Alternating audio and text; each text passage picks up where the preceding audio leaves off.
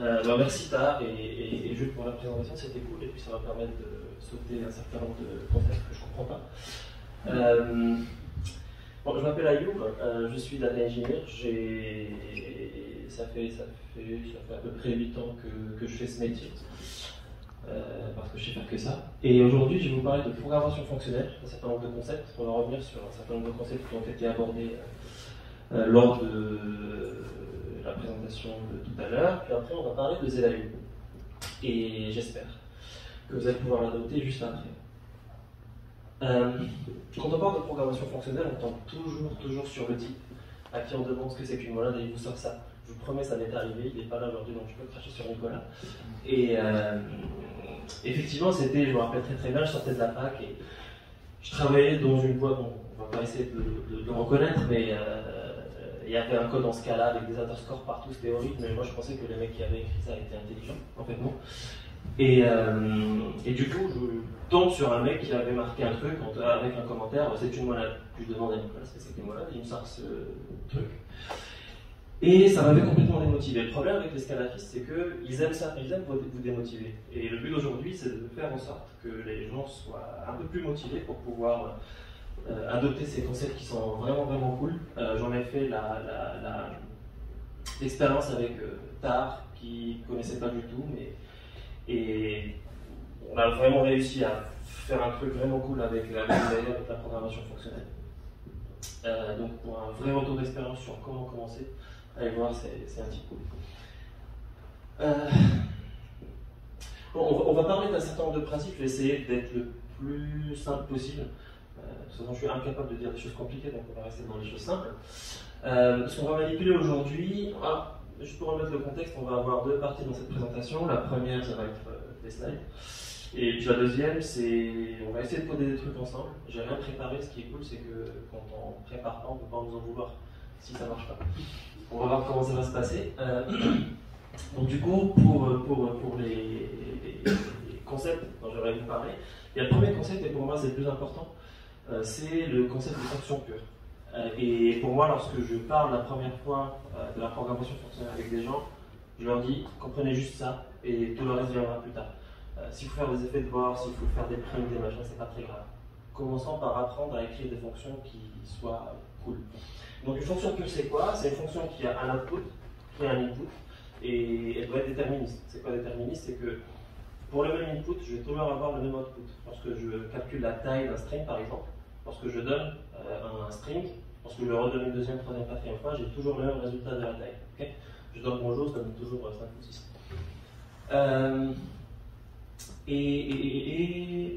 Bah c'est tout. Mais du coup, la fonction pure ne peut pas avoir d'effet de bord. On va en parler, on va voir pourquoi, concrètement, comment ça marche. Parce qu'en fait, le truc, c'est que quand on dit ça, on dit bon, il n'y a pas d'effet de bord des fonctions pures, t'es mignon, mais je ne peux pas encore écrire dans la base de données, il faut bien que je le fasse. La communication avec le monde extérieur, elle doit exister. Okay, et on va voir comment elle existe et pourquoi et dans quel contexte. Deuxième principe, c'est celui de l'immutabilité. En programmation fonctionnelle en général, dès qu'une variable a une valeur, elle la garde jusqu'à la fin de l'exécution du programme. Donc il n'y a rien qui est modifié, tout est transformé. Et ça, c'est le principe d'un certain nombre de frameworks comme Spark, par exemple, parce que je prends un RDD, un dataframe, etc. Ils sont tous immutables. Et un RDD, je ne peux pas changer sa valeur, je peux juste transformer vers un autre RDD, puis ça me donne un plan d'exécution, etc. Mais l'immutabilité, c'est un concept très important, et quand on parle de système distribué, de big data, en fait, ces deux concepts se marient très bien, et on peut en parler juste après. En Functor, ça a vraiment été très bien expliqué par Tar, donc je ne pense pas qu'il faille que je revienne dessus, mais en gros, juste pour rappel, on ne va pas rentrer dans la définition mathématique, parce que un jour, j'avais fait un entretien dans une boîte et il y a un type qui m'a dit « Mais donne-moi la définition mathématique d'une molade. » Bon, voilà. Bon, après, j'ai réussi à rentrer dans la boîte quand même, le mec qui ne savait pas non plus ce que c'était. C'est vite réglé. Et le problème aujourd'hui, encore une fois, avec ce genre de concept-là, c'est que c'est un peu comme le sexe pour ado. Tout le monde en parle, mais personne ne sait vraiment ce que c'est. Personne ne le pratique en réalité. Donc les gens parlent de molades, de Functor, etc. Mais c'est pas ce que c'est. Bref. On va insulter beaucoup de monde aujourd'hui. Un autre principe qui, pour moi, est l'un des principes les plus importants, c'est ce qu'on appelle un functional effect. Okay, Ce que c'est une structure de données. On va voir un exemple très concret avec ZIO. C'est une structure de données qui est immutable. Okay, en gros, lorsque j'essaie d'expliquer les functional effects, en réalité, c'est la vraie définition, c'est la comparaison entre la programmation impérative, avec des langages comme Python, un langage qui est très cher à mon cœur, et de la programmation déclarative, comme Haskell, comme Scala, la branche fonctionnelle de Scala, etc. Et donc la différence entre ces deux concepts-là, c'est que la programmation impérative, lorsque j'écris une instruction, elle est exécutée maintenant tout de suite. Lorsque je printe dans la console, je printe maintenant. Lorsque j'essaie de lire depuis une base de données, d'écrire dans une base de données, ça se fait maintenant. Okay, dans la programmation déclarative, ce qui se passe, c'est que j'enchaîne un certain nombre d'instructions, mais lorsque j'ai une ligne de code, en réalité, le code il ne s'exécute pas maintenant, c'est juste la description du code qui doit s'exécuter.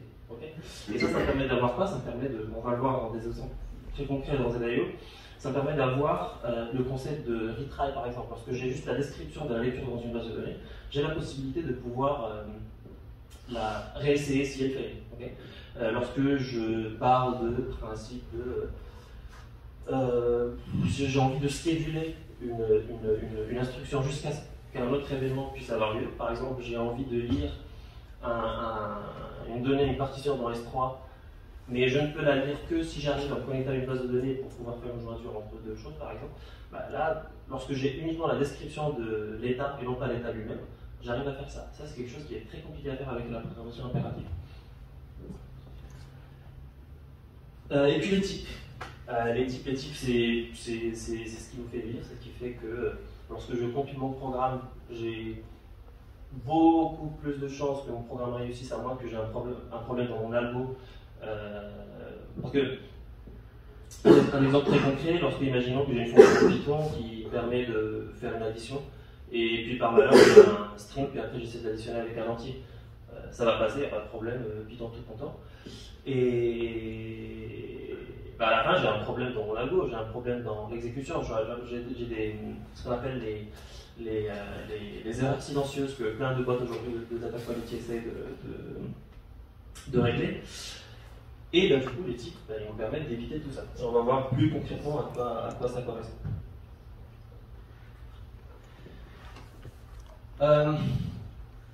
Maintenant qu'on a dit tout ça, il faudrait qu'on définisse un peu ce que c'est que ZIO. Okay, on va définir avec des choses un peu plus concrètes, mais pour l'instant, on essaie de donner une définition un peu plus globale, un peu plus commerciale de la librairie. C'est quoi? C'est un ensemble de types de données. Quand je vous ai expliqué que les functional effects, ils se basent sur des types de données, et donc moi je fais que décrire ce que je veux, et puis j'exécute plus tard. Okay, on parle de l'exécution at the end of the world. C'est à la fin que je décide qu'est-ce qui va exécuter, quand, pourquoi, etc.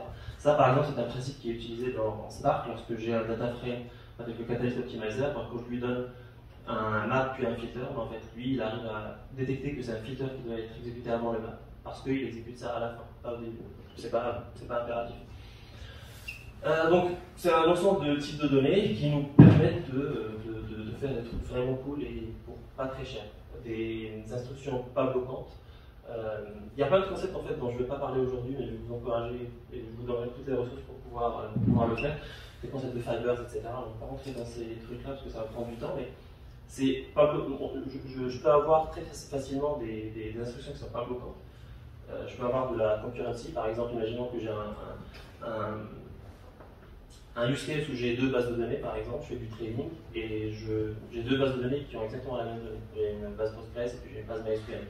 Et je me dis, moi j'ai tellement envie d'aller vite que je vais essayer de lire les deux bases de données en parallèle. La première qui répond, bah, je prends sa donnée et puis j'arrête la demande de connexion de l'autre base de données. Okay, ça, pour ceux qui ont essayé ou qui ont eu le malheur d'essayer de faire ça avec des futurs en ce cas-là, je ne sais pas comment vous en avez sorti, mais moi j'ai arrêté.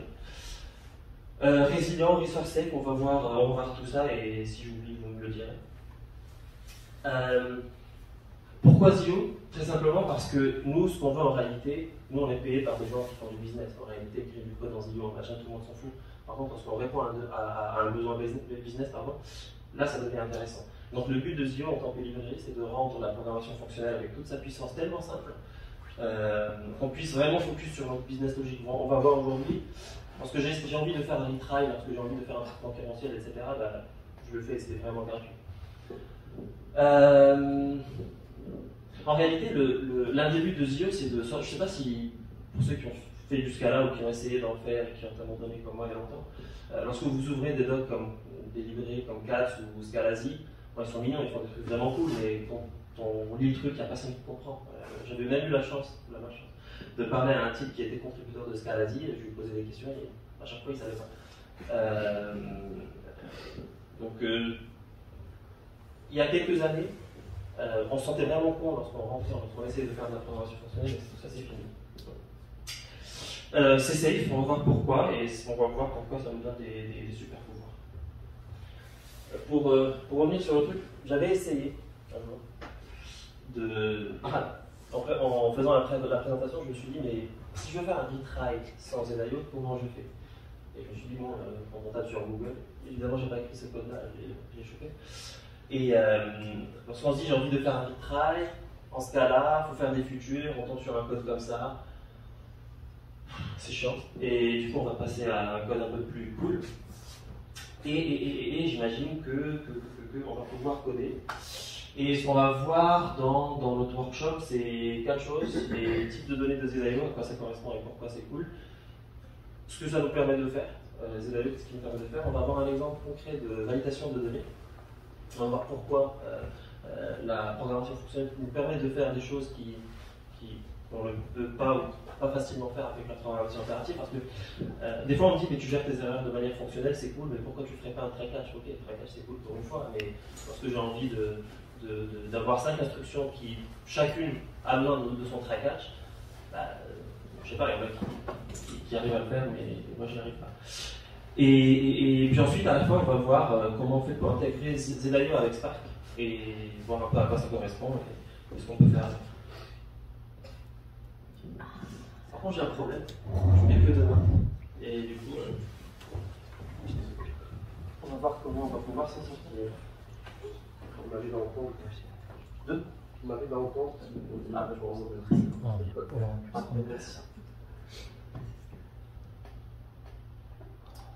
Bon, comme je vous ai promis, j'ai des classes guides. On va voir comment ça marche. J'ai découvert un truc dans IntelliJ plutôt cool.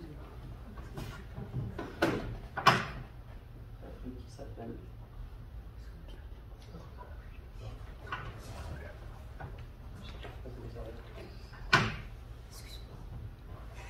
Un truc qui s'appelle Presentation Mode. Plutôt pas mal.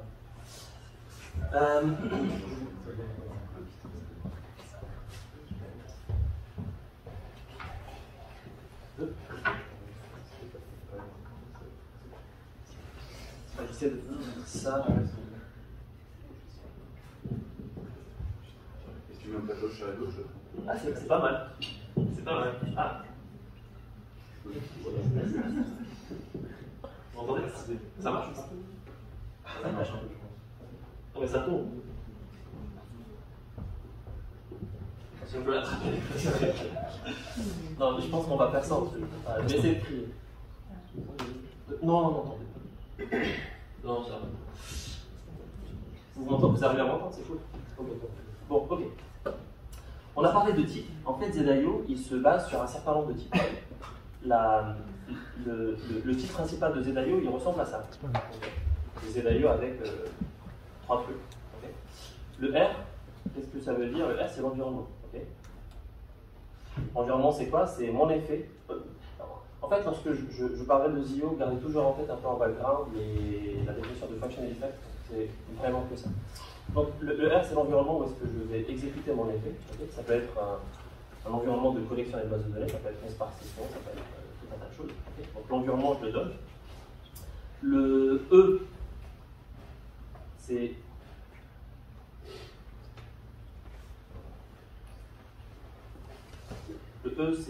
l'exception / erreur avec laquelle je vais pouvoir sortir. Okay. Et le A, c'est le type. En fait, ce qui est cool avec ça, c'est que je peux avoir des choses qui ressemblent à ça.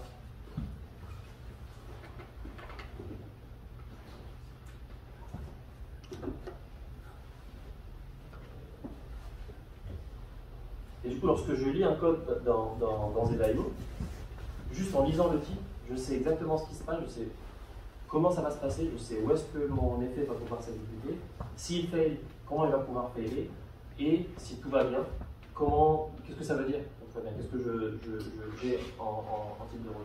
Okay, donc ça c'est ZIO. Ensuite, il y a plusieurs sous-types de ZIO. Par exemple, il y a UIO, qui est exactement la même chose avec un environnement EMI, ça veut dire qu'il n'a pas besoin d'un environnement spécifique.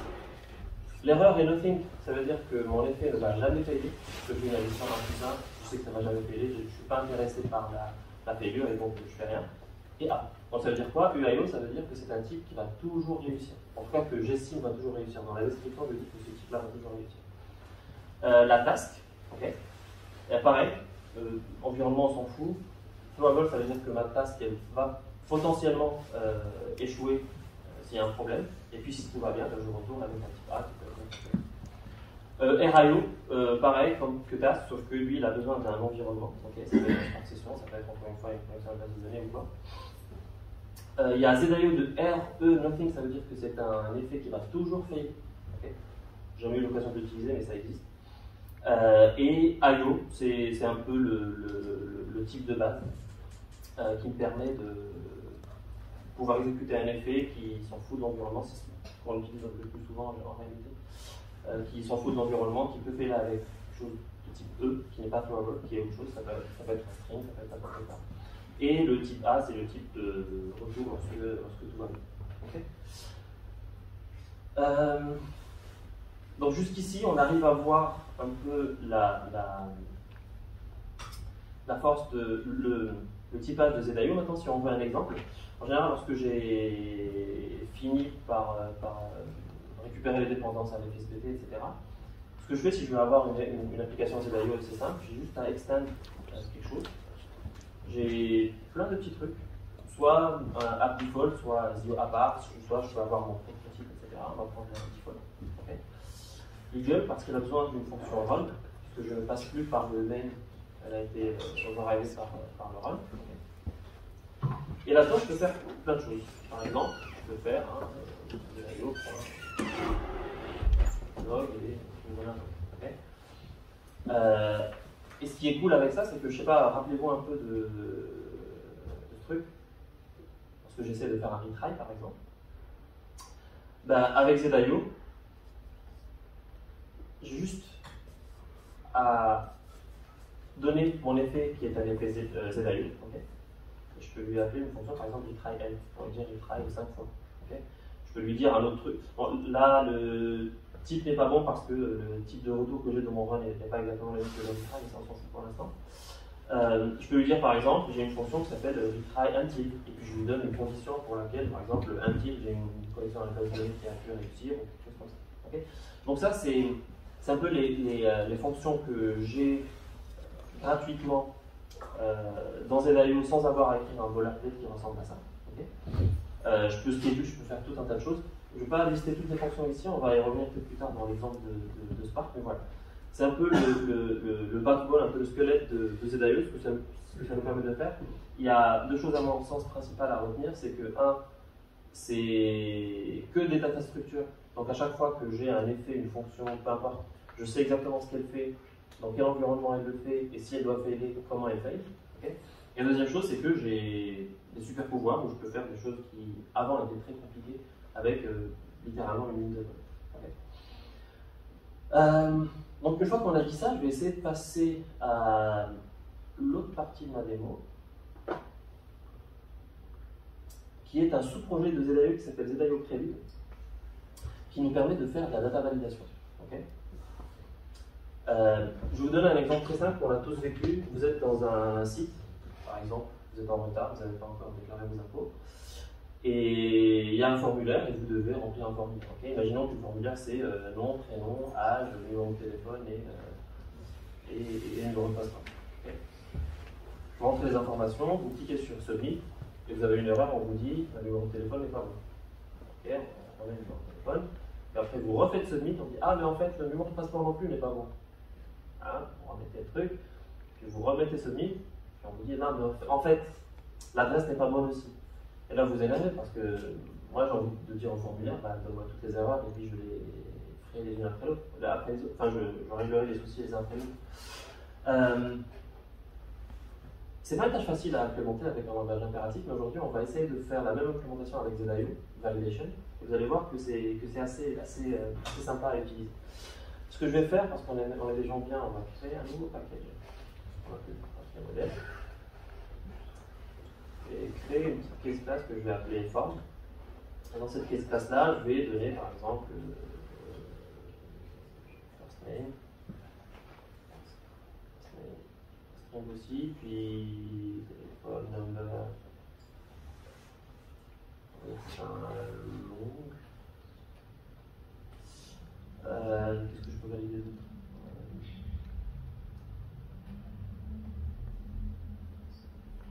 Qu'il faut valider. Ah mais merci. Mais on va dire que c'est pas string aussi. Dans la vraie vie, on essaie d'éviter le plus possible d'avoir des types en string ou long, etc. Parce que c'est des types beaucoup plus généraux. Alors que le but, c'est d'être le plus restrictif possible. Lorsque je donne un email en string, ça veut dire que c'est un set de tous les strings possibles du monde, alors qu'un mail, c'est beaucoup plus restrictif. Donc, j'ai ma classe form, où j'ai donc mon prénom, mon nom, un numéro de téléphone et l'email. Okay. Moi, qu'est-ce que j'ai envie de faire? J'ai envie de pouvoir faire d'écrire des fonctions qui vont me permettre de valider chacun de ces champs. Okay. Donc, je vais commencer par dire, par exemple, valider téléphone number. Okay. Mon truc, c'est quoi? Le type long.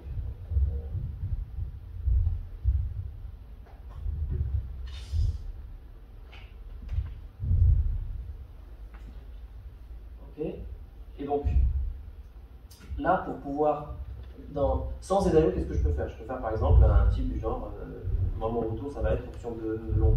Okay. Donc si le numéro de téléphone est bon, je retourne le long, donc something de long. S'il n'est pas bon, je retourne un autre. Okay. Sauf que le problème de ça, c'est que je n'ai pas la sémantique, je ne sais pas pourquoi le numéro de téléphone n'est pas bon. Okay. Donc le mieux, par exemple, dans mon formulaire, c'est de dire au client, le numéro n'est pas bon parce que le numéro il doit avoir plus de 10 caractères. Okay. L'autre façon de faire, c'est de pouvoir utiliser un header. De dire, voilà, si c'est pas bon, je retourne un header de string pour décrire ce qui ne va pas, et si c'est bon, ben, je retourne mon type long. Okay. Sauf que ça, c'est cool, mais c'est un peu compliqué de pouvoir implémenter le formulaire, enfin, bon, la gestion des erreurs dans mon formulaire parce que c'est un peu plus compliqué à composer qu'un outil. Mais du coup, dans ZIO, j'ai accès à un type qui s'appelle validation, qui est juste là. Okay. Et l'implémentation va être très simple, on va voir à la fin dans la démo, on va voir à quoi ça correspond exactement. Donc moi, je vais faire un truc très simple, je vais dire if number.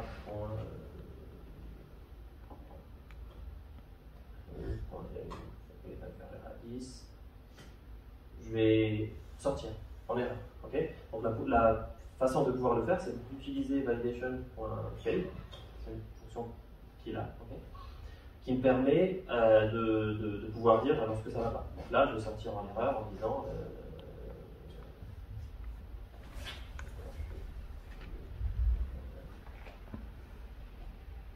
okay. Sinon, si tout va bien, je vais sortir avec ma validation.succeed. Okay. Validation.succeed, c'est un peu un type dans ZIO qui dit que lorsque je rentre là, mon effet va toujours sortir en success. Okay.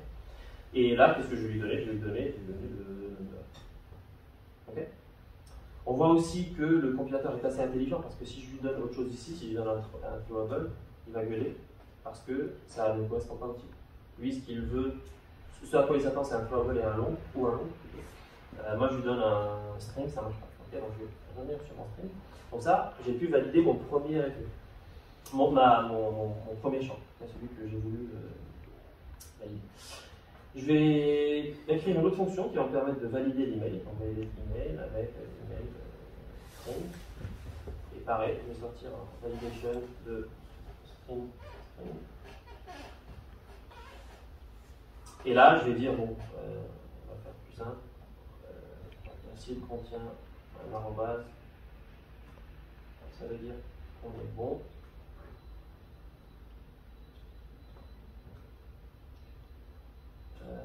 Sinon,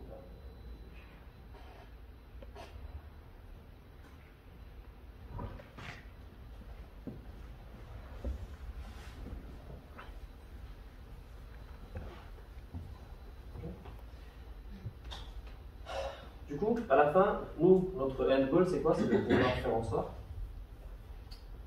d'avoir un programme où lorsque je lui donne une valeur qui est mauvaise, qu'il me le dise, lorsque je lui donne deux valeurs qui sont mauvaises, qu'il me le dise aussi, mais en même temps. Je n'ai pas envie d'attendre ou de faire des choses de folklore.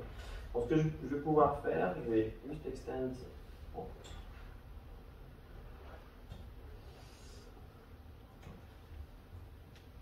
Arrêtez, je n'ai pas besoin de ça.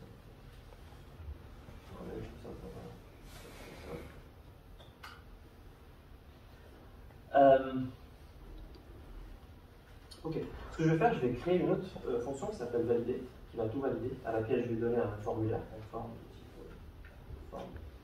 On va voir juste là. Et elle, en fait, c'est une fonction que je vais pouvoir utiliser pour pouvoir composer mes effets. Okay. Donc, ce qui va se passer, c'est que je vais pouvoir valider le numéro de téléphone et l'email et le prénom et le nom en même temps et avoir tout en même temps qui va arriver. On va voir comment ça marche. Pour pouvoir faire ça, on va utiliser ce qu'on appelle une for comprehension. Je vais expliquer un tout petit peu ce que c'est juste après. Et je vais un truc qui s'appelle valid form. Je vais appeler là. Et du coup, là, j'ai le Zio Prelude, il me donne accès à une fonction qui s'appelle validate with. Ok, qui va faire quoi? Cette fonction validate with, elle a deux raisons d'être. La première, c'est qu'elle va pouvoir me permettre de composer ce que je lui donne ici. Et deuxièmement, de me rendre un formulaire valide lorsque c'est fait. Okay. Donc, il y a deux composantes dans cette validate with. La première composante, c'est dans quel objet je vais pouvoir verser les valeurs quand elles seront bonnes, dans quel objet je vais pouvoir les verser. Donc là, pour le coup, ça va être forme. Okay. Et ici, je vais donner les validations de tout ce que je veux. Donc là, dans le formulaire, j'ai quoi? J'ai prénom, nom, numéro de téléphone et email. Le prénom, je m'en fous. Je n'ai pas envie de le valider. Donc ça va être un truc, genre, validation, succeed. Ok. C'est-à-dire que moi, le champ, je n'ai pas envie de le valider. S'il y a une erreur, je m'en fous en fait de l'erreur qui va avoir lieu. Pour le last name, pareil. Je succeed avec form.last name. Et là où ça devient intéressant, c'est que là, pour le coup, je vais pouvoir appeler mes deux méthodes de validation de numéro de téléphone et de mail en appelant valider téléphone number et je lui donne la valeur à valider et puis ensuite valider email et je lui donne okay. Et à la fin, qu'est-ce que je veux sortir? Je veux sortir avec quoi? Je veux sortir avec un forme valide. En réalité, je vais voir un peu qui est le for comprehension, c'est juste du sucre syntaxique. En fait, si je ne l'avais pas, j'aurais un truc qui ressemble à ça. Ouais, bon. Ça, c'est simple. Mais lorsque j'ai plein de monades qui s'enchaînent, ben, j'ai plein de fatmaps qui s'enchaînent, etc. On verra peut-être un exemple avec Spark juste après. Donc, j'ai le formulaire qui est éventuellement validé, parce qu'en fait, la programmation fonctionnelle, je la vois vraiment comme étant un type de programmation qui nous laisse les pieds sur terre. Parce que lorsque j'ai une fonction, par exemple, qui ressemble à ça,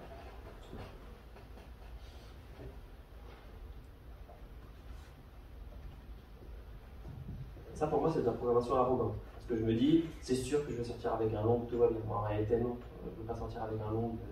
Spécifiquement, il y a plein de raisons pourquoi je peux avoir des problèmes ou des erreurs. Et donc, une programmation un peu plus humble, c'est celle où je dis, ça se passe pas toujours correctement. Et donc, moi, je vais pouvoir gérer les effets et gérer aussi les erreurs qui en résultent. Donc, je déclare un formulaire.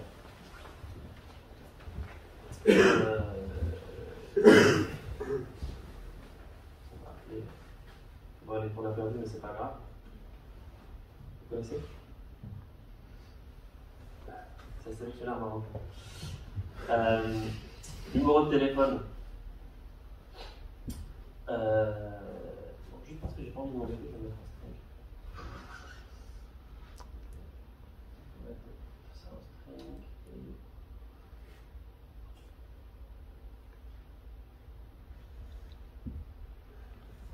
Ok.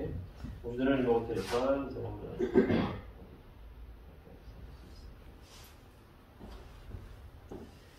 et l'email, je vais avoir un.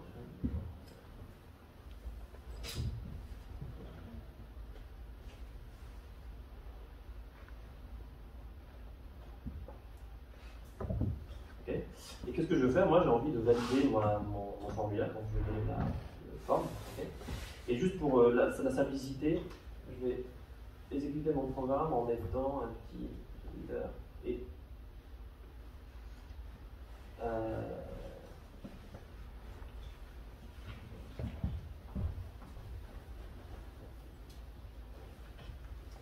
pourtant, il ne faut jamais faire ça, mais on va se le permettre.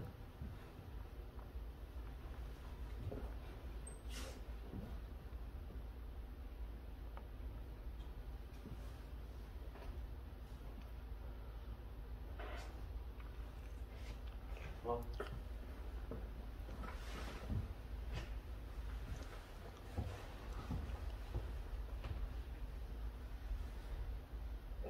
Donc,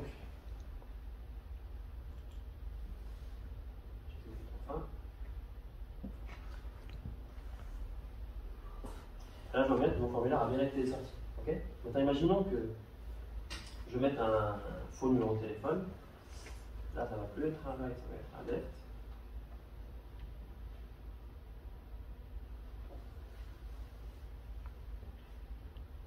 Là, je vois que c'est une liste qui me dit que le phone number n'est pas bon. Okay. Maintenant, imaginons que même le mail, je fais en sorte qu'il ne soit pas bon.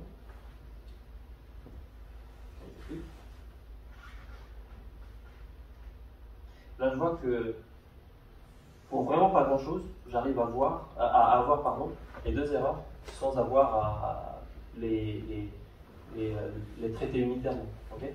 Et ce qui est cool avec ça, et ça, on a dans un projet chez Decat, on a réussi à mettre en pré-prod pour l'instant un projet qui permet de valider des fichiers XML qui contiennent plus d'une centaine de champs, et chacun avec sa spécificité, etc. J'ai aucune idée de comment on aurait pu faire sans NIO par exemple. Okay. Donc là, ça nous permet de voir que pour pas très cher, j'arrive à faire des validations de champs, j'arrive à pouvoir récupérer mes erreurs de façon assez simple et assez subtile, sans avoir à prendre la tête avec tout un boilerplate de code, d'exception, de if, de else, etc. Okay. Donc ça, c'est pour la validation. Je suis un peu fou. 3 petites minutes, hein. Très bien, ok. Juste un petit truc dans Spark qui est plutôt cool. C'est que Spark est connu pour être un framework de calcul distribué, c'est très bien. Sauf que dans sa distribution, il n'est que séquentiel. Je m'explique. Lorsque je fais un read depuis S3, parce que j'ai 3 instructions de read puis 3 instructions de count, les 3 vont se faire de manière séquentielle. Nativement, à moins de passer par des trucs bizarres, YARN, etc., j'ai pas de possibilité de le forcer à exécuter tout ça en parallèle. C'est compliqué. Okay. Je me suis rendu compte de ça lorsque j'étais dans un autre contexte où on avait plusieurs terras de données et j'étais malheureusement en charge de gérer la compliance GDPR, et il y avait plein d'activistes qui nous envoyaient des mails d'accès aux données, de suppression, etc. Évidemment des mails à lire. Je me suis rendu compte d'une chose, c'est que j'avais aucun problème de coût. C'est-à-dire que je pouvais avoir des clusters Spark EMR sur AWS qui personne ne me disait rien. Et le problème, c'est qu'on avait des partitions très très grandes. Et donc lorsque je lisais une partition, j'essaie de faire un calcul sur cette partition, même si mon cluster a encore de l'espace pour pouvoir faire autre chose, je n'y arrivais pas. Je ne pouvais pas faire en sorte que les deux se font en parallèle. C'est très compliqué. J'ai essayé de le faire avec une future encore une fois, mais c'est compliqué parce que des fois j'ai envie lorsqu'un traitement prend beaucoup de temps, j'ai envie de le console, j'ai envie de le retry, en fait, j'ai envie de faire tout un tas de choses, et le code il est juste immaintenable, je ne peux pas le maintenir correctement. Donc avec ZIO, je peux faire des choses comme ça qui sont plutôt cool. Imaginons que j'ai une Spark session, okay.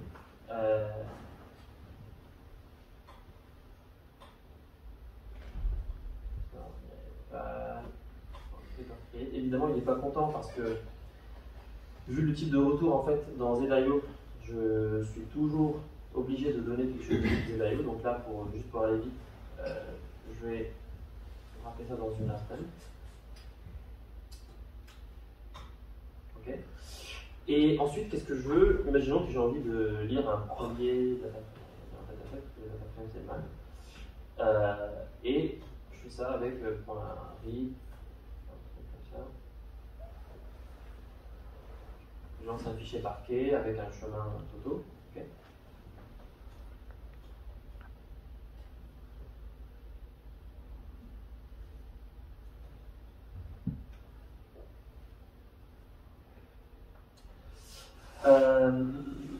Et donc, on va dire que c'est le formulaire que j'ai parlé juste avant. Toujours pas comment, c'est pas très grave. Et donc, j'ai mon premier dataset.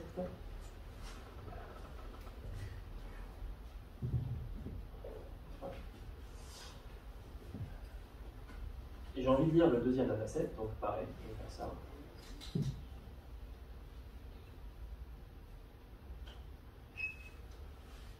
Toto 2 points marqués. Et moi, ce qui m'intéresse ici, c'est de faire en sorte que. Puis après, imaginons que j'ai envie de faire un temps.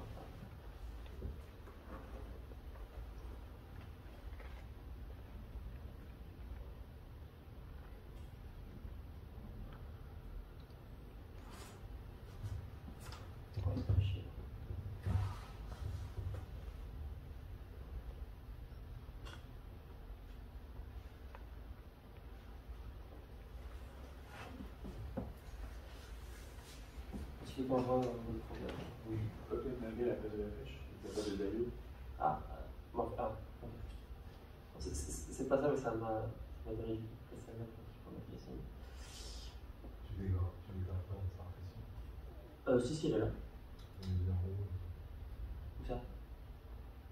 Non, j'en ai pas besoin. Là, c'est bon. Puis après, j'ai envie de faire un count de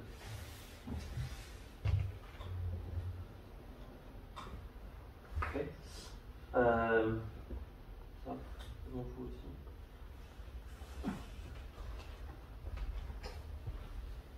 Je sais pas ce qu'il a, c'est pas grave. Donc, juste vous montrer le comment je peux faire pour faire en sorte que ça s'exécute en parallèle. En fait, tout ce que je peux faire, c'est ici, je peux faire un fork. Okay. Puis je fork mes deux instructions, okay, pour lui dire que, en gros, que les deux vont faire partie de la même valeur, mais en tout cas, le end goal ici, c'est que si j'exécute ça et j'ouvre la Spark UI, je vais voir que les deux instructions vont se faire en parallèle, la lecture du premier fichier et la lecture du deuxième fichier. Okay. Et ça, c'est zéro effort. Et donc là, qu'est-ce que je vais faire? Je vais faire un des1.join. Ok. Et fin d'histoire. Avec cette toute petite technique-là, avec Z.io, qu'est-ce que j'arrive à faire? Et là, sans boilerplate, sans culture, sans rien du tout, j'arrive à forcer Spark à faire en sorte que les deux instructions s'exécutent en parallèle. Et avant le fork, je peux faire des trucs, par exemple, imaginons que j'ai un fichier qui arrive à 8h du matin, puis moi j'ai envie de le lire, et s'il n'est pas encore là, j'ai envie de retry, je peux faire un retry until, un retry n 10 fois, et tout ça, zéro effort. Juste à faire ça.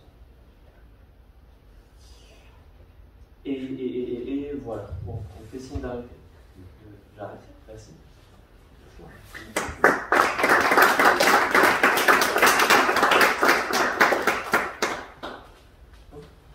Tu nous as montré pas mal d'avantages des vidéos. Est-ce que tu as des inconvénients? S'il y a des inconvénients, est-ce que les inconvénients? Malheureusement, c'est enregistré et je connais John de Gaulle. Et il est trop costaud de chambre. Donc je peux pas dire. Non, en réalité, j'en ai pas encore. Pour être honnête. C'est peut-être un inconvénient, c'est le. Je sais pas, j'allais dire l'un des inconvénients, ça peut être la learning curve. Quand tu arrives, quand tu vois un Z.io avec des types décrochés, etc., tu as un peu de mal. Moi, ça m'a pris quand même un peu de temps pour pouvoir écrire mon premier programme Z.io, sans parler de premier quoi que ce soit. C'est que ça prend du temps à prendre en main, mais ça peut se faire très rapidement. Il y a un monsieur ici, il est devenu vraiment fluent avec ZIO au bout de même pas une semaine. C'est plutôt fort. Mais d'autres inconvénients, très honnêtement, je ne vois pas. Ça fait combien de temps que tu l'utilises ZIO, j'ai découvert ça avec un projet d'un ami qui s'appelle Léo Vankel, qui a créé une librairie qui s'appelle ZipArchive. C'était il y a 2 ans et demi ou 3 ans, et je pensais à pouvoir contribuer dans sa livre. D'ailleurs, on a écrit un article ici. Si vous voulez, sans trop d'efforts, migrer un peu vos jobs Spark en Spark, soit ZipArchive, soit avec Plain Spark. Et voilà. Mais en fait, une fois qu'on prend ça en main, franchement, c'est beaucoup plus simple. Surtout si on a l'habitude d'autres livres, type Katz ou Scalasi.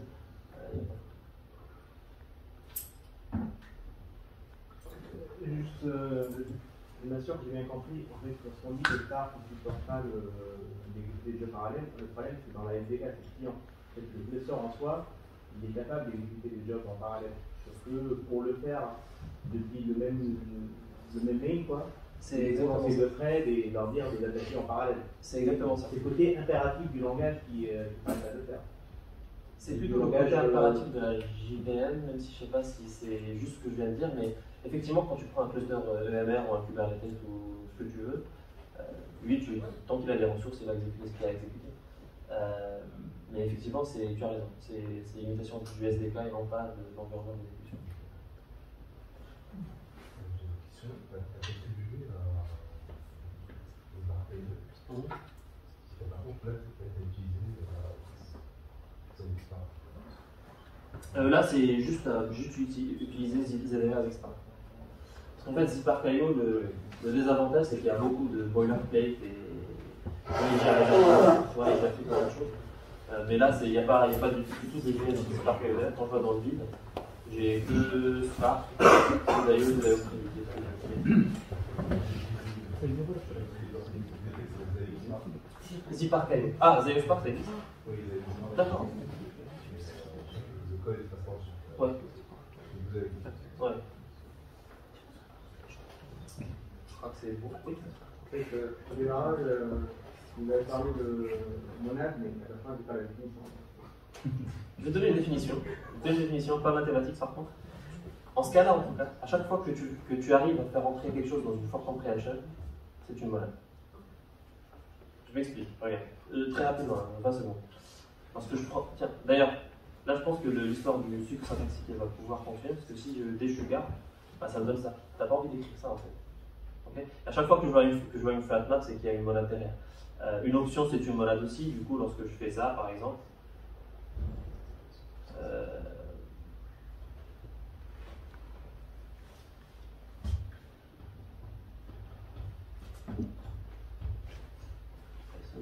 si je fais ça,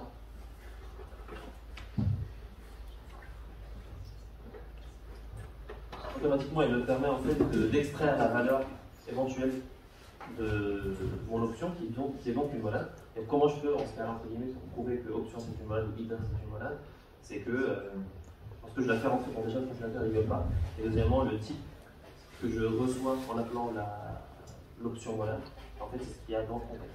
En fait, ça me permet d'extraire. Du coup, monade, c'est pas la partie collab, c'est pas la fonction, mais c'est le wrapper autour d'un objet duquel tu peux extraire. Du coup, il porte le type de l'objet, quoi. C'est une option ou un result ou peu importe, qui porte un type derrière. L'option, c'est peut-être un mauvais exemple parce que l'option, c'est à la fois c'est un mauvais exemple, mais une monade, c'est toujours un foncteur. Le contraire n'est pas juste. Maintenant, un foncteur, c'est lié au map, la monade, elle est liée au flat map. Et franchement, en ce cas-là, dès que j'arrive à pouvoir enchaîner plein d'instructions dans une forte comprehension, c'est que je suis en train de manipuler des monades. Et franchement, ça c'est cool. Parce que, et dernière phrase, j'ai parlé à pas mal d'experts, ce qu'on veut.